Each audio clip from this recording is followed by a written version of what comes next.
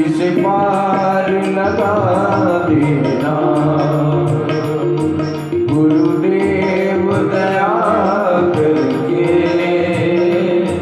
मुझको अपना लेना।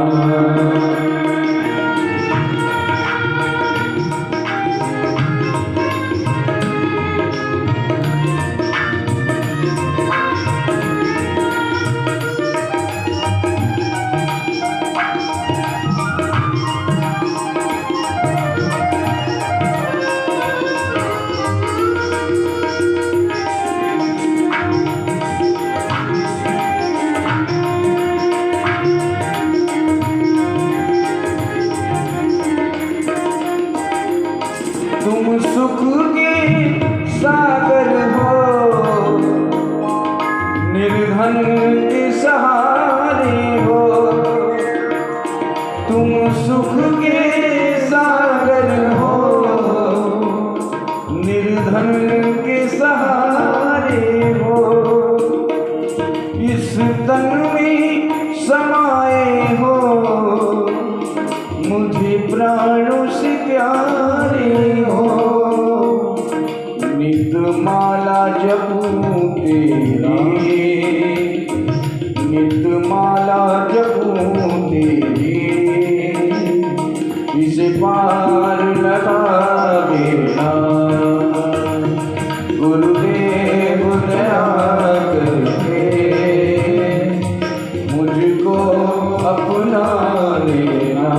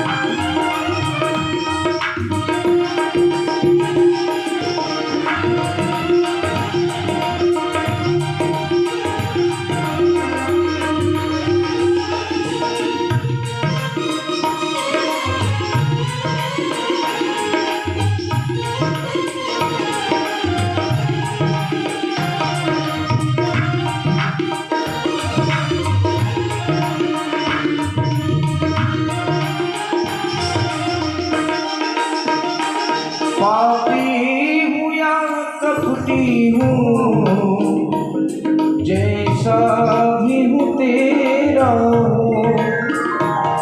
पापी हूँ या कपटी हूँ, जैसा भी हूँ तेरा हूँ।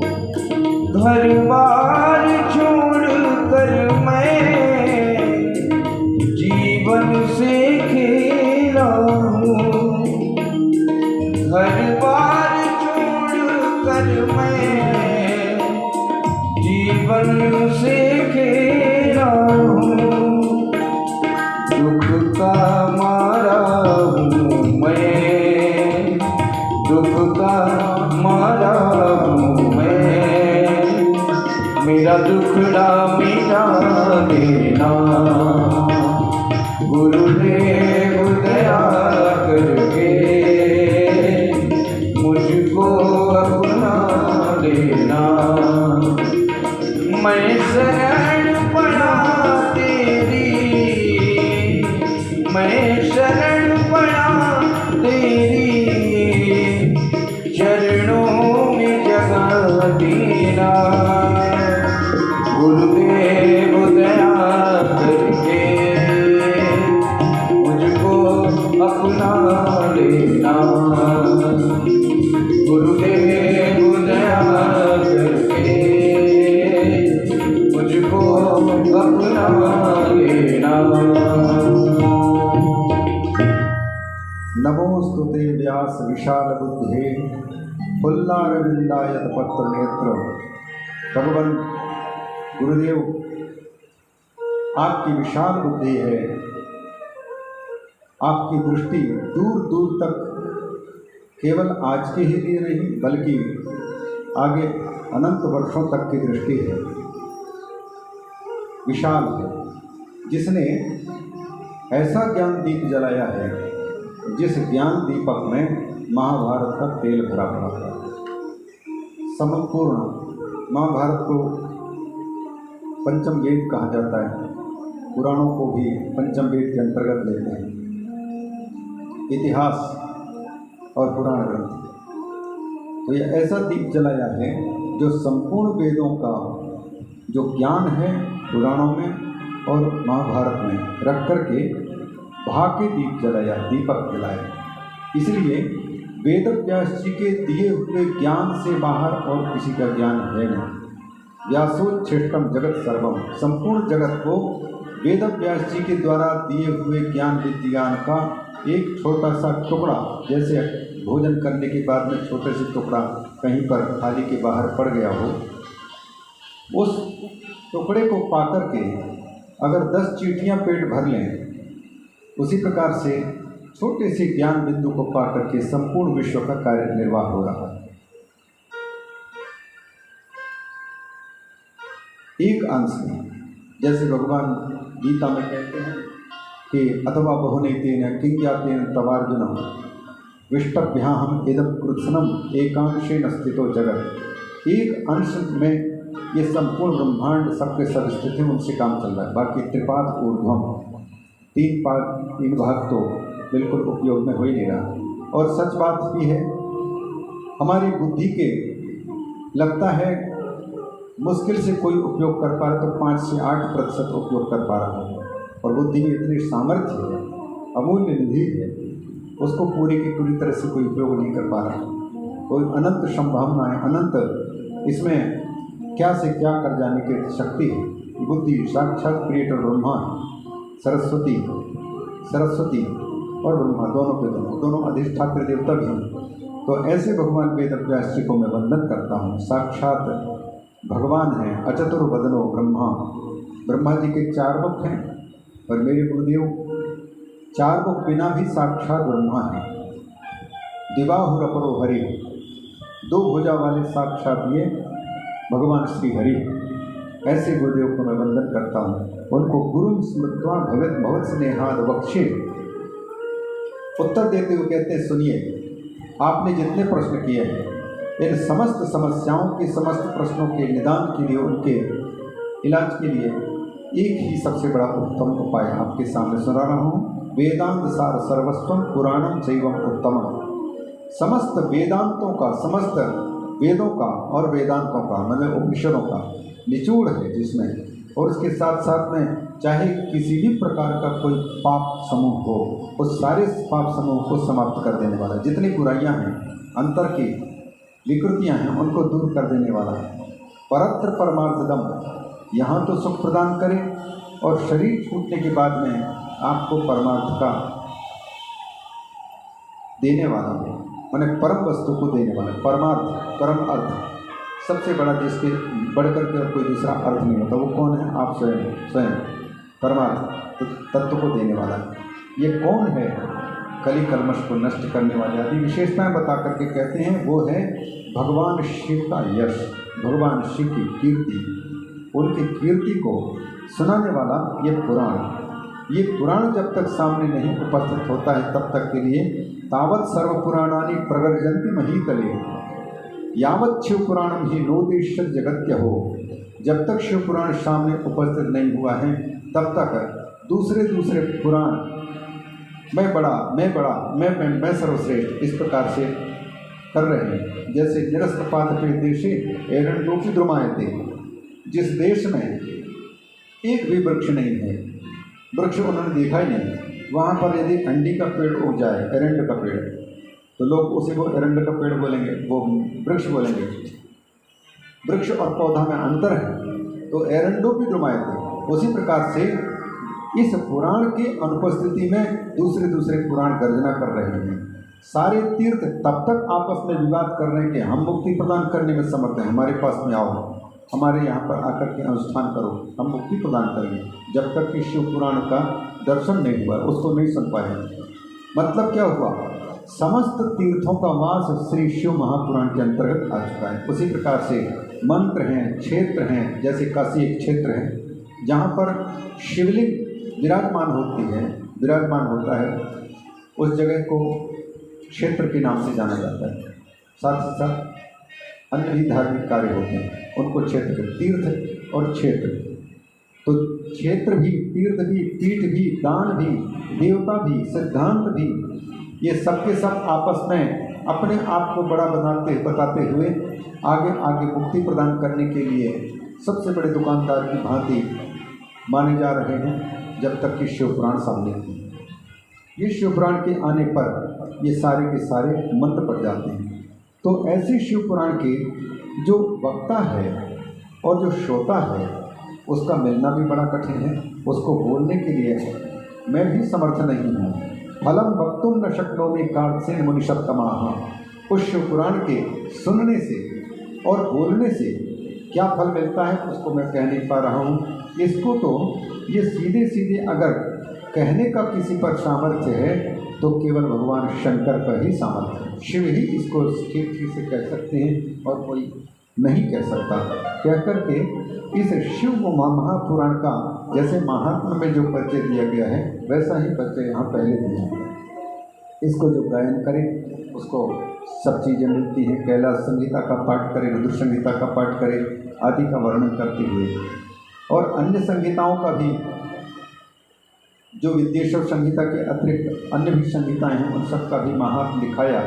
और इनमें सबसे पहले कहते हैं कि ये साक्षात वेद तुल्य ही, वेद संहितम ब्रह्म संहितम।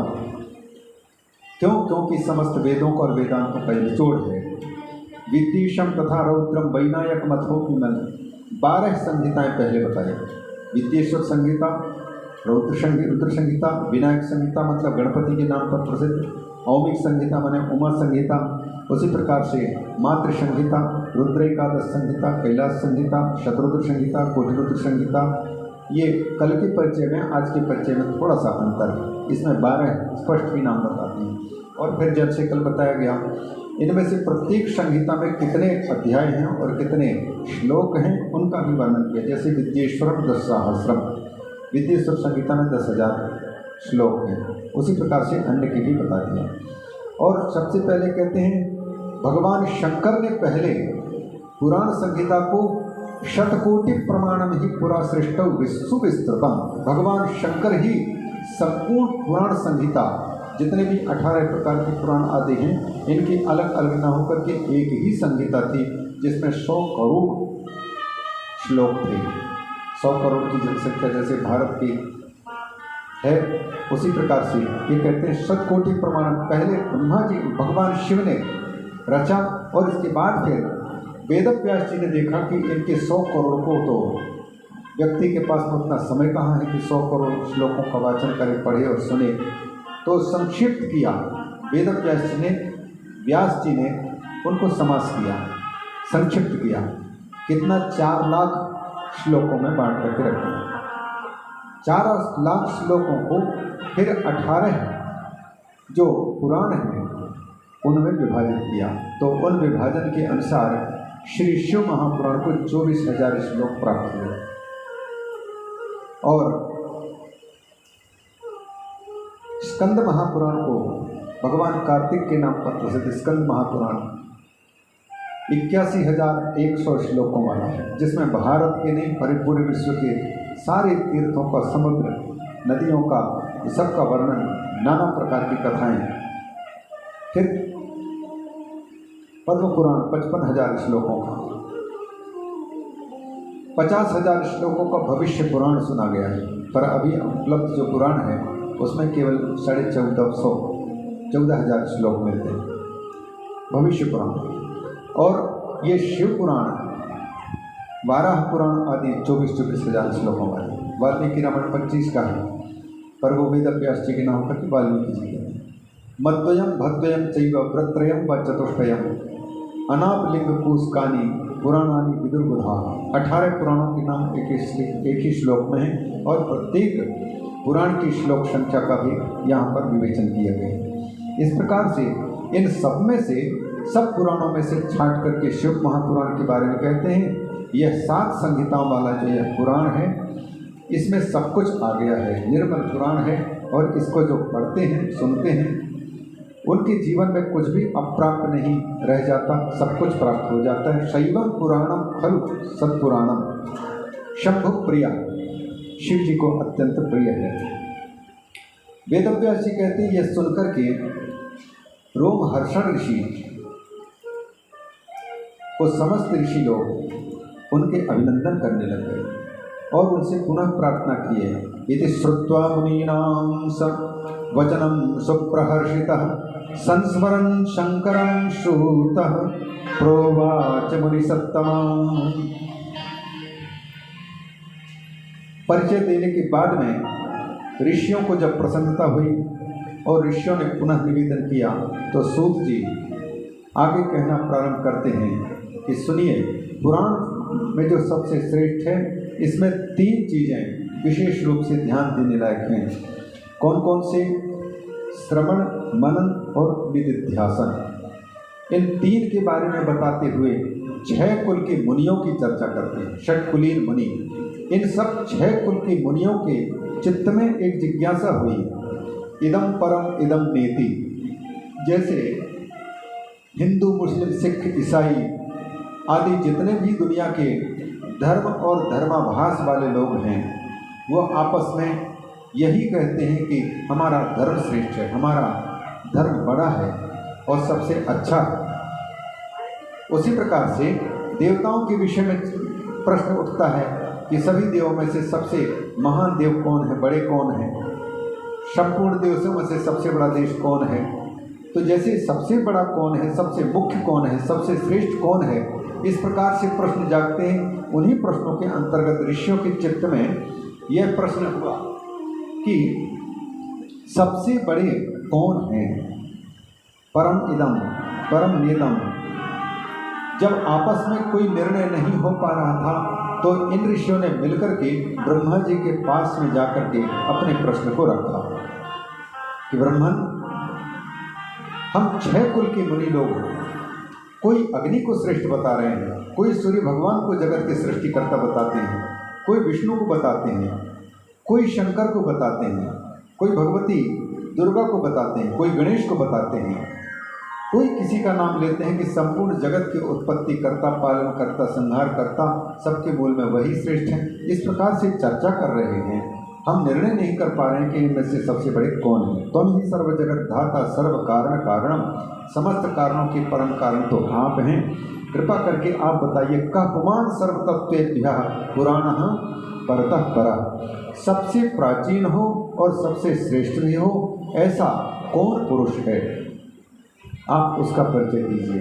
ब्रह्मा जी ने सीधे सीधे यही शंकर जी की ओर इशारा करते हुए कहा, यतो वाचो निवर्तन्ते अप्राप्य मनसा सह। इस श्रुति का अनुवाद करते हुए वेदव्यास जी कहते हैं, यतो वाचो निवर्तन्ते अप्राप्य मनसा सह, यस्मात् सर्वमिदं ब्रह्म विष्णुरुद्रेन्द्र पूर्वकं सहभूतेन्द्रियैः सर्वैः प्रथमं संप्रसूयते। एक मंत्र है, यतो वाचो निवर्तन्ते अप्राप्य मनसा सह। मन और वाणी, जो कुछ कहा जाता है, जो कुछ सुना जाता है, जो कुछ चिंतन किया जाता है, वो ज़्यादा से ज़्यादा 2 की प्रबलता उसमें है। मन से चिंतन होता है, वाणी से कथन होता है, आंखों से देखना होता है। तीनों की पकड़ में जो चीज़ आती है उसको हम जानते हैं और उनका वर्णन भी करते, किसी के सामने उल्लेख भी करते हैं। आँख से हमने जो कुछ देखा उसको जाना तो बताया, वाणी के द्वारा बताया। मन की चिंतन में आया तो उसको बताया। मन, वचन और नयन, ये 3 चीज़ें मुख्य रूप से हैं और तीनों के प्रतीक 3 देवताओं का नाम लिया जाता है, सूर्य का, अग्नि का और चंद्रमा का। गीता के 15वें अध्याय में आप लोग कभी पढ़ते होंगे, यदादित्यगतं तेजो जगत भासयतेऽखिलम् यच्चंद्रमसि यच्चागनो तत्तेजो विद्धि मामकम्। भगवान स्वयं कहते हैं कि चंद्रमा में जो तेज है, प्रकाशन करने का सामर्थ्य है, अग्नि में जो तेज है, जलाने की और प्रकाश देने की शक्ति है। सूर्य में जो तेज है जलाने की और प्रकाश